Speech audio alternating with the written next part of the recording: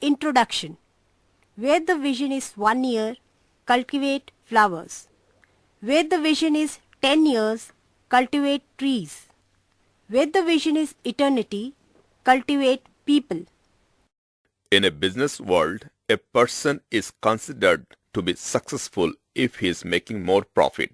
But we rarely question at what cost is he having his success. To me, a person can be effective but not successful if he is not enjoying what he is doing and taking decisions against his core values due to materialistic or financial gain. Whether you are successful or not, the answer is within you. Ask yourself, what's your emotional state more often? Are you happy with your life? Are you following your conscience? Work has taken over too much of too many people's life at too high a personal cost. Stress, broken marriages, neglected children, and poor health are far more widespread than people dare to acknowledge. Especially directors of large corporations and chief executives in particular may be gregarious, but they can also be very lonely. There are not many people to whom they can turn for help, often no one in the organization. Let's take the example of Jack Welch, the man who turned General Electric from a light bulb maker into a $870 billion giant GE. He underwent triple bypass surgery in May 1995. Welch acknowledges that back pain problems forced him to give up playing golf, which he picked up after his back surgery in his own book, Winning.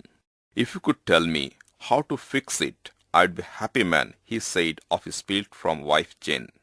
I hate to say that I failed twice, but I had a first marriage that was settled in the living room in about 2 hours with my wife in a private fashion. I would give anything to have my divorce private. Daily Telegraph, Australia, Wednesday, September 18, 2002. You have achieved high position, but you are not happy in life. Is that success to you? Jack Welch is an effective CEO, but is he a successful man? You can pose this question to him only. He will be able to give the correct answer. Leading a happy and balanced life is our motto. Success, arguably, is the most sought after and least understood prize. We are often so concerned with learning to manage others that we are left with little energy to manage ourselves. We often fail to notice the unexplored world within ourselves. All solutions are within you. Since childhood, we have been taught to look outside for solution to all our problems.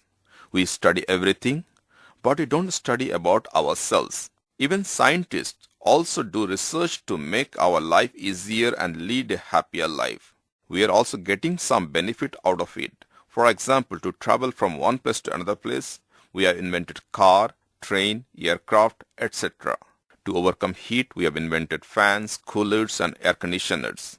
We devote most of our energy to control or conquer the situation and circumstances in our favor.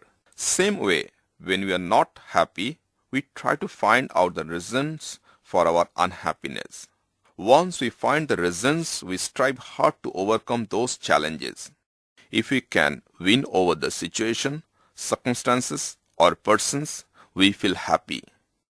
This kind of happiness is dependent happiness and can last for a short while only. But if we cannot overcome the challenges, we tend to blame circumstances, situation, and other person. Because since childhood we have learned from our political system and external environment to blame others when anything goes wrong. There is nothing wrong in blaming, and everyone is right according to their perception. But at the end of the day, who is suffering? How many people or situation can you control? Can you have total control on outside people or situation? The only person you can have total control is you, if you want. But do you have? When you are looking outside, we have a partial view of the complete picture or incident. Sometimes we become very reactive. When anything happens outside, at the same time something happens to us also, and this something is within us, such as anger, frustration, depression, etc. Let's take an example that we face daily in our life, traffic jams.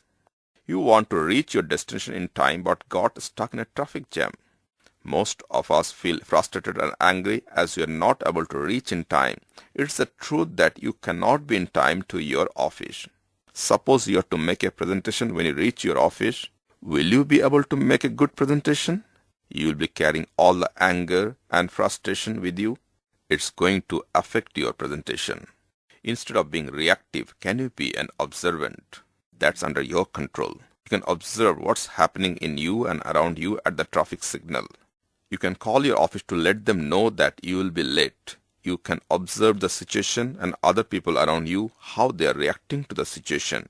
We go to watch movies like Traffic Signal by paying for ticket. Now you are watching a live movie without a ticket.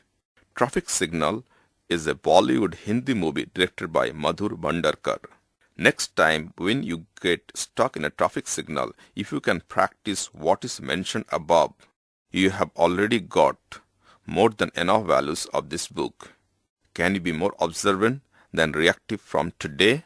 Ego is the biggest obstacle towards the path of success. Whenever you read books and understand them intellectually and think that you know everything, you secure certificates by appearing in taste and justifying your arguments intellectually without having experiential knowledge, you may develop an ego. Ego is one of the biggest hurdles in the path of our happiness and success. Why do we need a training program? Globalization and rapid technological development and increased competition in the world have changed the conditions for companies. The quality of a company's human resources is the key driver for sustained top-level performance. It has become crucial to invest in human resource development in order to guarantee success in the global marketplace. Do you send your vehicles for servicing? You will be servicing your equipments, machines and computers to keep your organization running. What about servicing your human computers? You got computers and it has got software. Sometimes software gets corrupted or need an update to match the current needs, and sometimes there can be virus in your software. What you do? You update your software, you change your software if there is a corruption, and install antivirus software to clean up your computers whenever required. If still your computer does not work, what you do? You must be throwing that computers or replace with a new one. In the same way, we are all human computers. Our body is the hardware and mind is the software, which is stored in the hard disk called brain.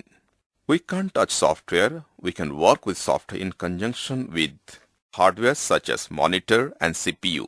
The human software consists of thoughts and knowledge. Sometimes we need to update our own software and there can be virus in our software, that is mind. Our thoughts get corrupted, which is not aligned with our own growth of the organization, society, family, nation.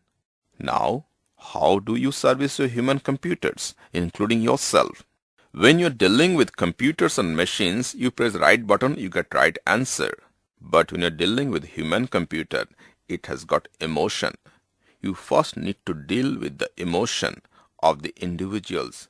You need to motivate them to act on the knowledge they have got. We communicate and act on the basis of our values, beliefs, thoughts and knowledge on the subject which I have discussed in this manual. I'm just a technician to install antivirus and update human computers. You may have got the best technology, imported plants and machinery and very beautiful attractive office. But if your human resource is not well trained and there is no human touch, will the organization grow or collapse?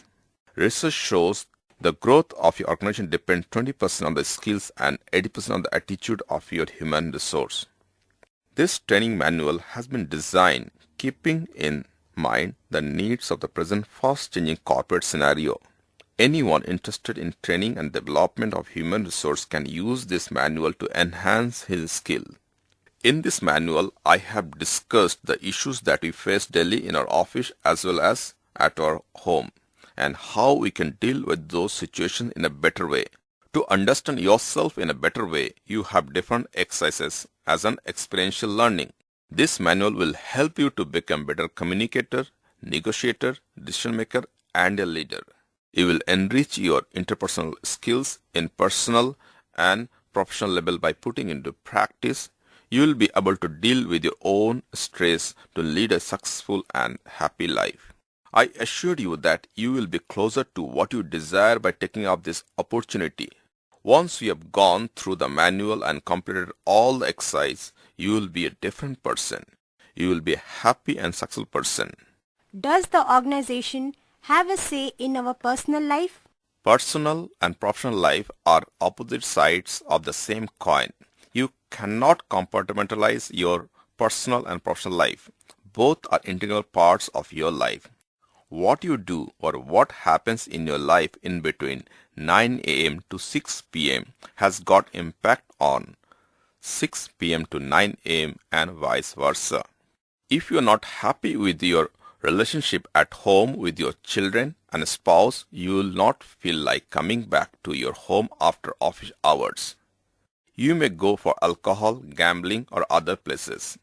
At home, you will not be able to release your emotional surge, which will lead you to psychosomatic health disorder. If you are working with suppressed emotion, you will not be able to put your 100% effort at work. Same way, if you are not able to deal with your professional life, you will bring frustration back at home. You will get irritated in small issues. Your performance at work matters a lot on your personal life. If you are full of worries, you will not be able to concentrate on the task given to you. The quality of work may suffer and your creativity may go down to mental tension. As mentioned above, one of the most significant aspects of 21st century manpower has been high rate of attrition, stress, and burnout. When you are dealing with a client, colleague, boss, life partner, children, or junior, sometimes you find yourself feeling frustrated. Perhaps you need to know why. Because potentially it has nothing to do with the other person. It is something inside you which is leading to frustration. All these are signs of reactions. Instead of react, we need to act, and to act we need to be observant according to the situation, circumstances, and other person whom we are interacting.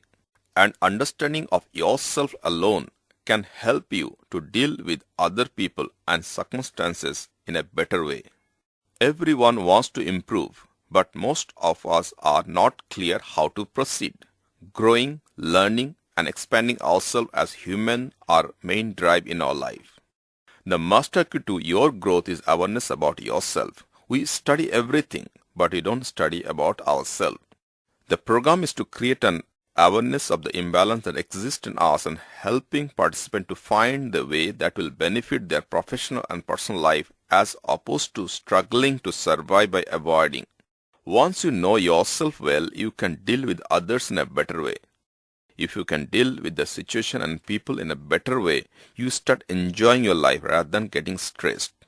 If you want to control a situation or your life, you need to control and manage yourself. The root cause of all challenges is the mind. If you can conquer your mind, you can conquer the world. This manual will give a crystal clear picture to control your mind, control your action, and control your destiny.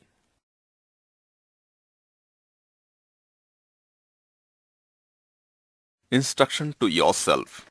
I will take out 15 minutes in the morning and 15 minutes in the evening to sit in a comfortable position.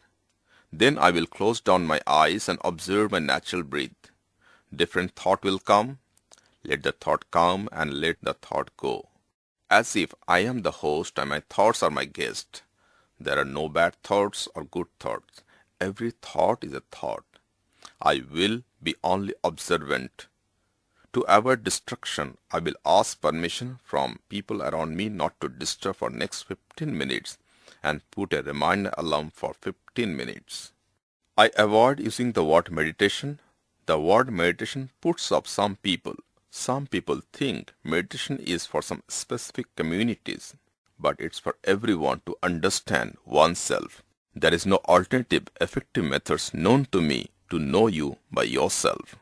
Some people cannot accept silence. When you are in silence, your conscience takes over. The cloud of compulsive thoughts start clearing for the conscience to come up. We see our true self. we can see our egoic self. To face our true self, we need strong courage. Very few people have got the courage and avoid facing true self by diverting minds in other activities like watching TV, addiction to alcohol or tobacco, or eating, and many other activities. You ask yourself which activity you take up to avoid silence and to avoid your true self.